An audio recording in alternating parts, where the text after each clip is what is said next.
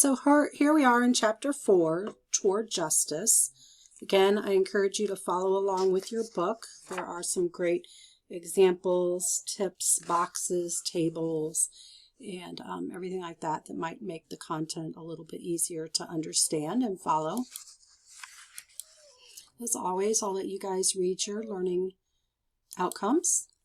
So, diversity, equality, inclusion, belonging, cultural considerations. The focus of these apply to both patients and staff. It does not address comprehensive details about any specific culture or group. It does, however, provide guidelines for actively incorporating diverse aspects into the roles of leading and managing in today's healthcare world. The goal is to embrace cultural differences while understanding disparities through recognition and action. We study this because it's one of our core competencies in the Essentials Core Competencies for Professional Nursing Education by the American Association of Colleges of Nursing. Under Domain 9, professionalism, one must integrate diversity, equity, inclusion, and belonging as the core of one's professional identity. Nurses must also demonstrate respect for individuals of diverse differences, communities, and populations.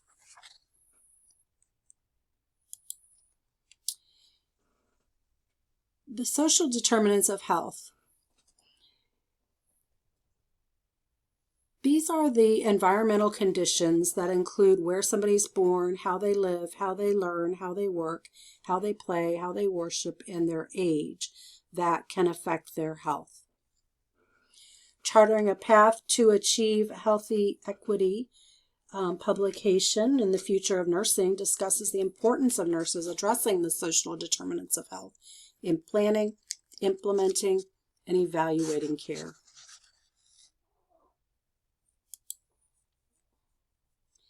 Healthy People 2030 addresses environmental conditions that affect health, functioning, and quality of life. We should focus our care not only on the health aspects of this, but also other aspects as well. So the World Health Organization looks at policies aimed in reducing health disparities. And you think of the World Health Organization as an organization for those other countries, those poorer countries. But it applies to all countries, including, and right now, I would say especially the United States, which right now doesn't seem to be united on anything. The purpose of the Healthy People Initiative is to help individuals, organizations, and communities improve the health and well-being of U.S. citizens through public health provisions. The Healthy People Initiative provides data that illustrates national progress toward achieving objectives, evidence-based resources to help with program and policy development, and tools to inspire action, encourage collaboration, and empower individual organizations and communities to use the initiative. From the CDC, the Morbidity and Mortality Weekly Report. The goal of these reports is to use the MMWR to emphasize health disparities so that all Americans would live longer, healthier, and more productive lives.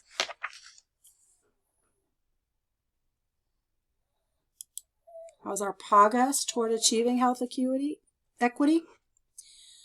The Kaiser Family Foundation, the KFF, looks at actual numbers when it comes to many disparities. For example, from the KFF, as of 2018, life expectancy among Black people was 4 years lower than that of white people, with the lowest expectancy among Black men. So they're looking at some of this. Another report out of the KFF. According to the KFF survey, 6 in 10 Hispanic adults, which is 59%, and about half of Black individuals, 51%, said that their household lost a job or income due to the pandemic, compared with about 4 in 10, which is about 39% of white adults who said the same. So even during the pandemic, we saw health disparities. The Affordable Care Act was once found to be very helpful by increasing the number of insured in this country, but it began dropping in participation beginning in 2017 because of a number of federal policies, including less funding for outreach and enrollment assistance and approval of state waivers of parts of the ACA. Since the subsidies on premiums expired in January 2026, we expect there to be a sharp drop in its participation, which just means an increase, again, in those uninsured.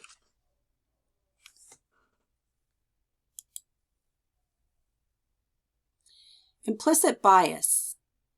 The goals of health education programs for healthcare professionals are remain culturally competent, free of judgment or bias, and provide fair and equal care. Implicit bias refers to unconscious attitudes or stereotypes that affect our understanding, actions, and decisions without our conscious awareness, often based on mental shortcuts that link qualities to social groups, leading to unintentional discrimination. Implicit bias is always present and found everywhere in all situations. It exists in every individual to some capacity, no matter how strongly they feel impartial. Think of yourself going into a room that was divided in two, and the majority of one side of the room was Black people, and the majority of the other room was white people. Where would you, as either a white or Black individual, choose to go with? While reducing implicit stigma is always present. If you had to choose between a doctor who is thin or obese, who would you go to? Not knowing any of the qualifications, which one would you go to?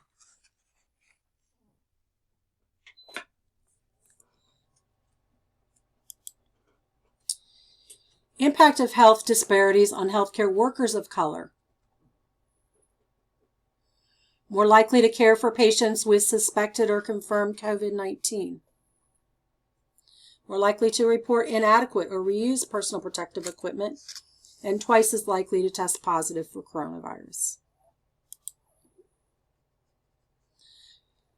Current initiative to reach health equity among patients and staff, supporting staffs, territories, and tribes in identifying and sustaining health equity, promoting policies, programs, and practices. Expanding the utilization of community health workers to address health and social service needs with communities of color. What that involves is having those community and health workers be of the same color of those that they're serving. And strengthening cultural competence among healthcare providers throughout the country.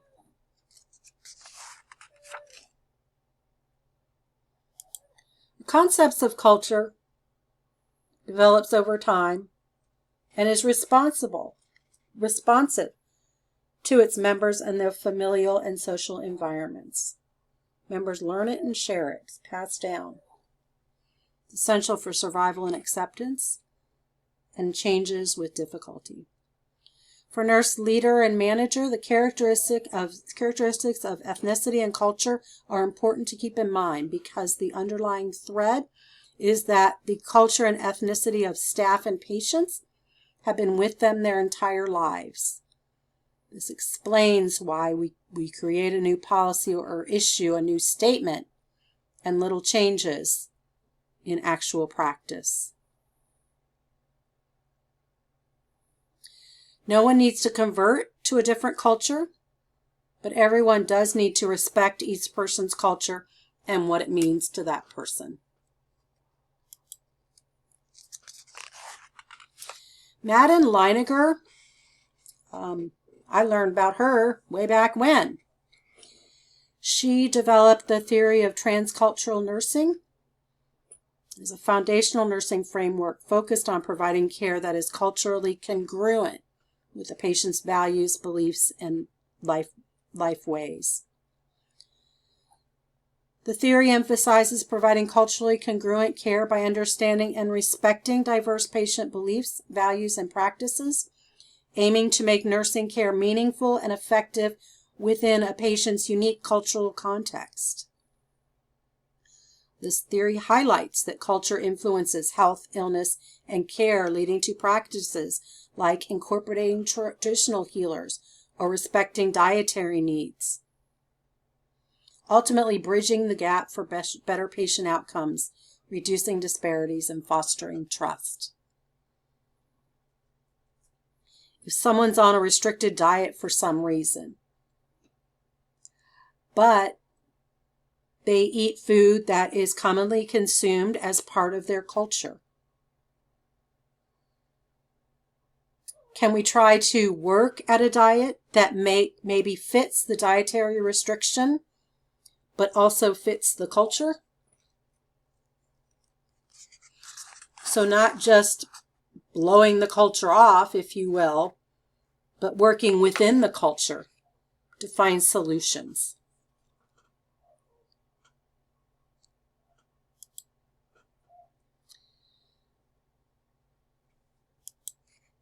Oh, sorry guys. Let me go back one.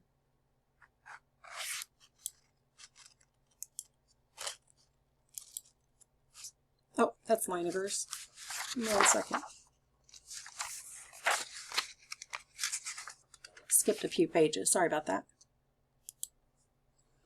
Impact of diversity in healthcare. Multiculturalism, known as pluralism, reflects a positive interaction among different cultures.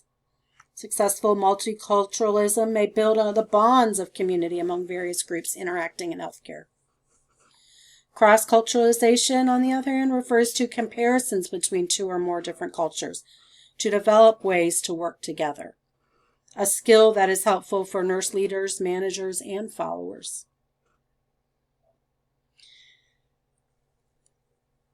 Transculturalism describes the movement and blending of cultures, focusing on how people's ideas and practices cross and transform boundaries to create new hybrid realities, moving beyond simple adoption to deeper integration and mutual influence, especially in a globalized world. In slang, sometimes we talk about immigrants who have been Americanized, people from other countries that now seem to be doing what Americans typically do.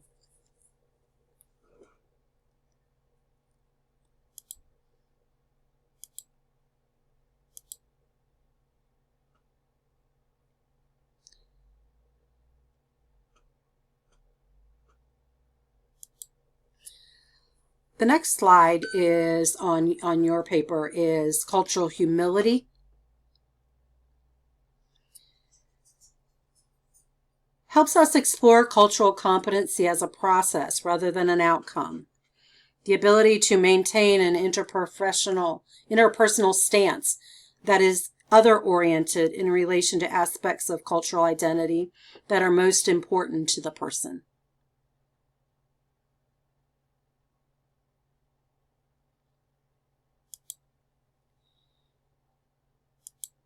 In conclusion, be aware of your own biases. Ask key questions that are relevant. Keep your communication relevant to the situation. Provide an environment in which patients, family, and staff can ask questions if needed. Be polite. Listen. Minimize generalizations about different groups. And work consistently toward developing and strengthening your own cultural competency or your own cultural humility. Bring kindness, respect, and honesty to your table every day. All right, that's it for Chapter 4.